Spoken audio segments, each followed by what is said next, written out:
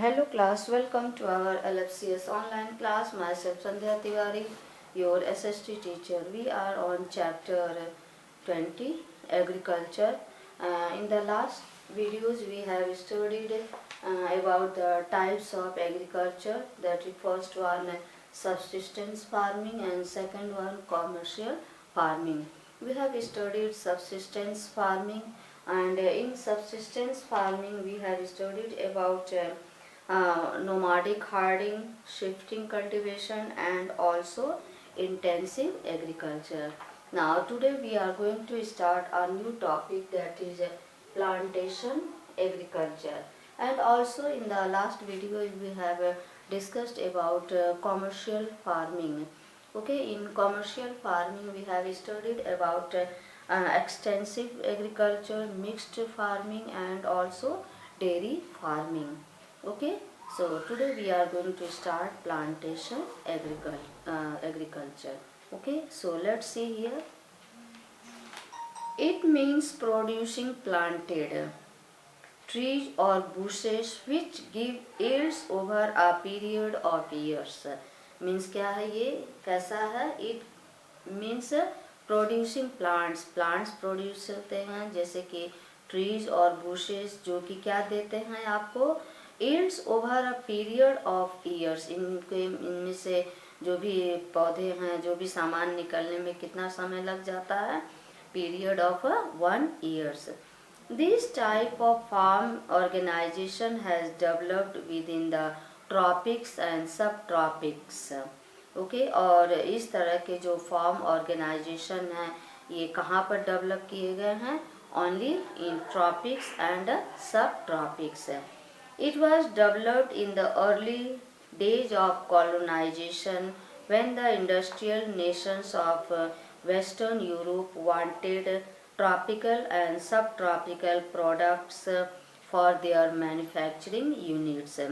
ये उस समय की बात है जब ब्रिटिशर्स हमारे यहाँ आए थे और उनको नीड थी कैसी, when the industrial nations of, जब इंडस्ट्रियल नेशंस ऑफ कहाँ की, वेस्टर्न यूरोप, वो चाह रहे थे ट्रॉपिकल एंड सब ट्रॉपिकल जो प्रोडक्ट्स है, वो प्रोडक्ट्स केवल उनके मैन्युफैक्चरिंग यूनिट्स हों. ठीक. The British started tea gardens in India on the Assam hills, Darjeeling and Sri Lanka, and rubber estates in Malaysia. जब ब्रिटिशर्स हमारे यहाँ आए तो उन्होंने टी गार्डन की शुरुआत की, जो कि पहले उन्होंने आसाम हिल्स, फिर उसके बाद से दार्जिलिंग वेस्ट बंगाल, फिर उसके बाद से दूसरे कंट्री जैसे कि श्रीलंका है, और फिर रबर प्लांटेशन उन्होंने मलेशिया में स्टार्ट किया. The French established coca and coffee plantation in the Cameroon and Ivory Coast. The Dutch set up sugar plantation in Java. The Americans set up coconut and sugar plantation in Philippines. Okay, उन्होंने इन जगहों को choose करके अलग अलग प्रकार के plantation किए. Plantations may have different crops, but their general characteristics are similar. Plantation किसी भी प्रकार का हो, लेकिन जो उनके जनरल कैरेक्टरिस्टिक्स हैं वो सिमिलर हैं. They require efficient and scientific methods for cultivation. सबको क्या चाहिए? Efficient और scientific method चाहिए. किसके लिए? कल्टीवेशन के लिए. Special type of implements, skilled but cheap labor, local labor and worldwide marketing facilities. इन सब के लिए क्या क्या चाहिए? स्पेशल टाइप ऑफ इम्प्लीमेंट्स चाहिए, चीप लेबर, जो लोकल लेबर्स हैं वो चाहिए, और क्या चाहिए? वर्ल्ड वाइड मार्केटिंग फैसिलिटीज चाहिए, यानी उनकी जो मार्केटिंग है, उनका जो व्यापार है वो दुनिया में फैला होना चाहिए. Plantation is this a large unit producing a single. Plantation क्या है? A plantation large unit producing a single crop, मतलब कि बहुत लार्ज एरिया में एक सिंगल क्रॉप प्रोड्यूस होता है डेट रिजेंबल्स फैक्ट्री प्रोडक्शन, जो कि फैक्ट्री प्रोडक्शन से रिजेंबल करता है। The important plantation crops are, कौन कौन से इम्पॉर्टेंट प्लांटेशन क्रॉप्स हैं? Rubber, coffee, tea, cotton, bananas, coconut, cocoa, sisal, oil palm, pineapples and cinchona. These are the plantation crops. Plantation farming requires large capital investments. Plantation farming के लिए हमें ज़्यादा मात्रा में यूँ कह सकते हैं कि हमें ज़्यादा पैसे की ज़रूरत पड़ती है। Hence it is undertaken by companies backed by large capital resources. इसलिए ये कंपनी के द्वारा चलाया जाता है जो कि ज़्यादा से ज़्यादा पैसा इसमें इन्वेस्ट कर सके। And with proper managerial skill, जिसके पास प्रॉपर मैनेजरियल स्किल्स होगा वही इन सब को कैरी कर पाएगा। Next one that is major crops. Major crops grown in the world are classified into food crops and commercial crop. Crops को हमने दो पार्ट्स में डिवाइड किया है, एक क्या है फूड क्रॉप्स है और दूसरा क्या है कॉमर्शियल क्रॉप्स है। फूड क्रॉप्स में क्या है?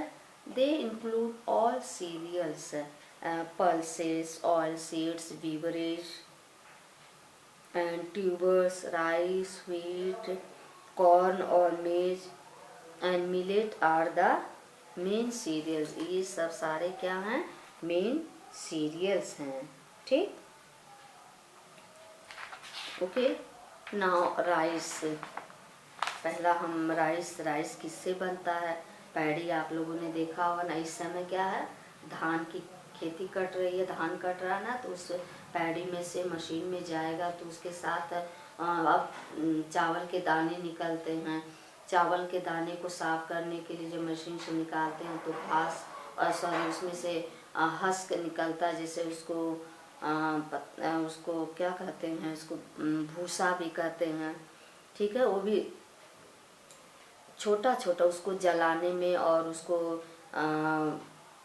खाने के काम में लाया जाता है, जो पशुओं के खाने के काम में लाया जाता है। It is said to have originated in India, यह कहा जाता है कि राइस इंडिया में ओरिजिनेट हुआ लगभग 5000 वर्ष पूर्व। Ago and spread to other parts of the world, और इंडिया में उत्पन्न होने के साथ साथ पूरे वर्ल्ड में यह धीरे धीरे फैलता गया। It is obtained from paddy which is processed in mills, यह किससे मिलता है? पैडी से निकलता है जो कि मिल्स में इसकी प्रोसेसिंग होती है। Bran and husk are used as fodder as well as a fuel, हम जलाने के उसके भी काम में लाते हैं, प्लस जो आपने देखा होगा ना, जैसे कि जो गायों को पशुओं को उसके साथ जैसे कि आप एक खली आती है उसके साथ मिला करके खिलाते हैं। ठीक है। It is primarily a crop of the tropics and sub tropics, ये मेनली किस जगह का क्रॉप्स है? ट्रॉपिक्स और सब ट्रॉपिक्स रीजन का। It is the chief food of about half of the world's population, और राइस को ज़्यादा से ज़्यादा लोग पसंद करते हैं खाना। ठीक। Major rice producing countries are, सबसे नंबर 1 पर कौन है? चाइना।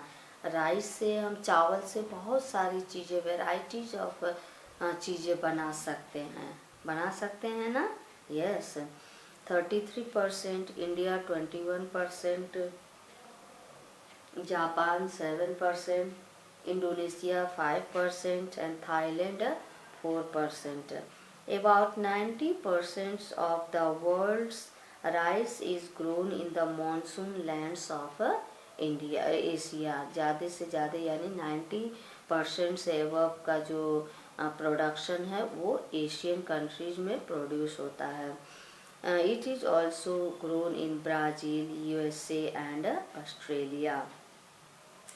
इसके लिए क्लाइमेट का किस क्लाइमेट की ज़रूरत है? Climate needed. It requires temperatures over 20 degrees Celsius during the growing season and over 25 degrees Celsius at the time of ripening. इसको टेम्परेचर लगभग 20 डिग्री सेल्सियस से ज़्यादा टेम्परेचर चाहिए किस समय, जब वो ग्रो कर रहा हो, और जब काटते समय इसको कितनी टेम्परेचर की ज़रूरत होती है, 25 degree Celsius. Rainfall between 100 to 150 centimeter is necessary. Plenty of water is required and soil should be alluvial and loamy with subsoil of clay. इसलिए देखते हैं ना, बरसात के दिनों में लगाते हैं और इस सीजन में काटते हैं ना. Yes. Rice is grown in India in West Bengal, Bihar, Assam, Telangana, Andhra Pradesh, Tamil Nadu, Odisha, Uttar Pradesh and Punjab. हमारे इंडिया में इन जगहों पर राइस होता है. Most of the rice grown in this place is consumed by the people itself. और ज़्यादा से ज़्यादा जो हम राइस प्रोड्यूस करते हैं, हम ज़्यादा से ज़्यादा हम खुद खपत कर जाते हैं. ठीक. Rice is mostly grown in deltas, river valleys and coastal planes. In mountainous areas which have appropriate temperature and rainfall, rice is grown in terraced fields. जो माउंटेनियस और हिलीज एरिया में जो कि टेम्परेचर भी सही है और रेनफॉल भी है, तो वहाँ पर हम सीढ़ी नुमा खेती करते हैं, terraced type. A lot of human labor is needed to grow rice. और इस एरिया में राइस को ग्रो करने के लिए हमें ज़्यादा से ज़्यादा ह्यूमन लेबर की ज़रूरत पड़ती है. Okay. I will give you homework in second video. Okay, part 2 of this topic. Okay.